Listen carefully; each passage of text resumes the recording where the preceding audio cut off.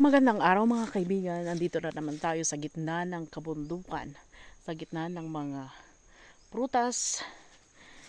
Galing ako sa bahay ng isang senior dyan at isang senior din doon. Binisita ko sila, syempre dahil sa trabaho. Pero dito ko ma-assess na during their times also is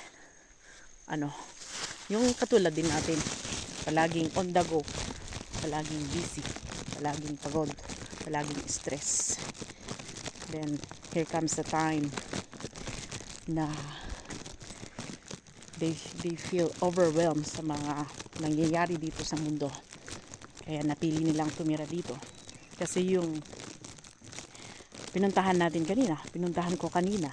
Kasi yung pinuntahan ko kanina is, masasabi mo namang farmer sila pero may business sila na handle besides sa kanilang pagiging farmer.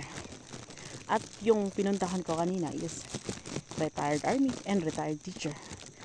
So para bang ngayong sa generation din natin, katulad din natin ngayon, na we are very much overwhelmed sa mga bagay na nangyayari. Kaya may mga anxiety, depression, stressful life. Hello, kalabaw. Uy. Hello, kalabaw.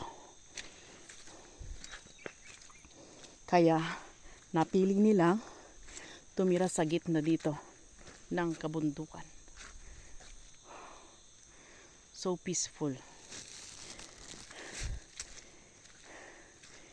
Kasi nakakatulong sa kanila para maging patuloy na malakas, patuloy na masaya, at patuloy na payapa ang kanilang pamumuhay.